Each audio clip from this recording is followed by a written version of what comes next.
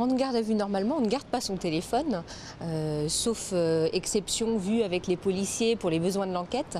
On n'est pas du tout là pour en garder son téléphone en garde à vue. On voit mal quelqu'un en conduite en état alcoolique, par exemple, garder son téléphone. Comment M. Hortefeux a réussi à joindre la personne en garde à vue, ce qu'il reconnaît, c'est vraiment une très importante question qu'il va falloir élucider.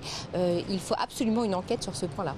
Je ne sais pas comment on peut avoir accès directement au dossier d'une procédure en cours, d'une enquête. Dans une autre affaire qui est l'affaire Bettencourt, une personne qui était entendue comme témoin a indiqué qu'il y avait des relations directes et que le PV allait directement. C'est dans un livre public.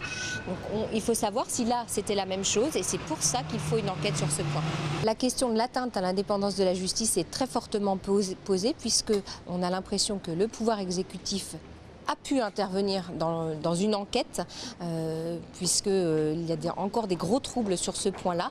Et donc il va falloir élucider la manière dont l'Élysée a pu avoir connaissance de procès-verbaux d'une procédure en cours.